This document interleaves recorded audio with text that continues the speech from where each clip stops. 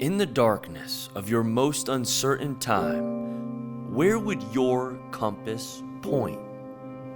Would you lose your direction or find the will to stay on course? It's not what is in front of you, it's what you can do with it. That's just how I've been since I've been on this earth, I guess. Leslie Adindu's compass led him from Nigeria to America, to a football field and a chance to clash with his most uncertain time and power through. He's got a drive to him where he doesn't quit regardless of the bad things that might happen to him. He just keeps on trudging along. Leslie's American story started in 2019, moving to the States, to Texas, to live with his dad, leaving behind a life where he'd worked labor jobs since he was 10, where if mom didn't have the money to pay for school, he skipped the semester, leaving for a fantasy land. Well, we used to think that it's like heaven up here. I used to believe that money grew on a tree. That's what I thought.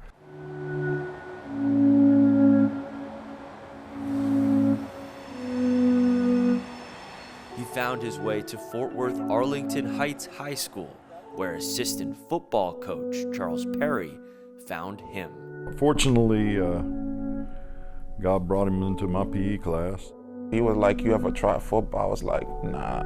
Oh, he didn't know how to put on pads. He's like, you willing to give it a try?" I was like, "Yes." He has the speed, he's got the size, he's got the strength. I thought, here is a guy that could help us. Playing junior varsity football in his junior year, Leslie's ability was obvious to everybody but himself. I came off the field, they said, "You got a sack." I didn't know what it was. Improving enough to play varsity as a senior gave him direction. And in March of 2020, a reason not to quit on himself when he lost his family and the apartment he was living in. That's just basically what kept me going. Me and my dad, we had a little conflict and whatnot. We had a little misunderstanding. He moved out. They was like, "You can't be in here, your dad moved out." At the same time that his dad deserted him, the COVID-19 pandemic separated Leslie from the football team. For months, they had no idea he was living alone here in Fort Worth at the Union Gospel Mission Homeless Shelter. We couldn't get a hold of Leslie. We didn't know what had happened to him. This is called Union Gospel Mission. Please take a shower. We thought maybe he'd even gone back to Africa. It wasn't until the summer that Leslie learned the football team was practicing, reconnected with the coaches, and showed them where he was staying. I didn't see it like I was homeless. I just saw it like it's just those stages you just gotta go through in life. He's going in a situation that a normal teenager doesn't have to go through and face. He's seen some traumatic things down there, unfortunately. I knew he would. He's seen people get killed and beaten to death and, all kinds of stuff. Your heart goes out to a person that has experienced that. As part of his responsibility at the shelter, Leslie had to hold a job. When school started back up, he would work in the kitchen at the shelter at 3 a.m. so he could make it to football practice. I work at 3 till like 7. I practice around 8 till like noon. After that, I do my online school. Heading into the school year, Leslie would unmercifully face a new obstacle. He found out he was 2.5 weeks too old to play UIL football. Arlington Heights applied for a waiver, but was denied, meaning he would not get to play a varsity season after all. Still, Coach Perry was convinced it wasn't the end of the line for Leslie in football. So you told him to stick with it, and what was his response? Yes, Coach. I mean, he really was.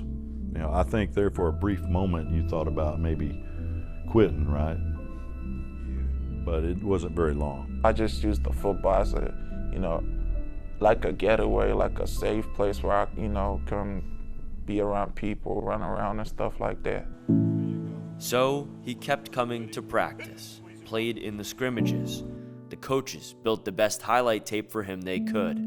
Eventually, recruiters started noticing and then offering. For someone to just come in a senior year with 7 or 8 film snaps to look at, and has never really played on a Friday night to get recruited. I mean, that's pretty big. That's pretty unusual. In February, nearly a year after moving into a homeless shelter, Leslie signed a national letter of intent to play football for Southwest Baptist University on a full scholarship. If it weren't for the coaches, I probably wouldn't even be here. Leslie Adindu. Here was a guy that went from absolutely nothing to, I mean, the world is in the palm of his hand. In Bolivar, Missouri, Leslie Adindu once again has a home he can call his own. Yeah, that's one of those you mark up as something that you really love to see in your life. In his most uncertain time, Leslie Adindu would not allow the chaos to change the direction of his compass, refusing to let the place he slept at night define what he did every day. In my definition, I believe like homelessness is like the concept of mind. It depends on what you do in the situation. Through the darkness, he never lost sight of the big life he plans to live. I got my whole life set. It's like I already got it all set out. I just got to, work at it a day at a time. Just, keep at it. Don't give up. In Fort Worth, Jeff Kolb, Fox 4 Sports.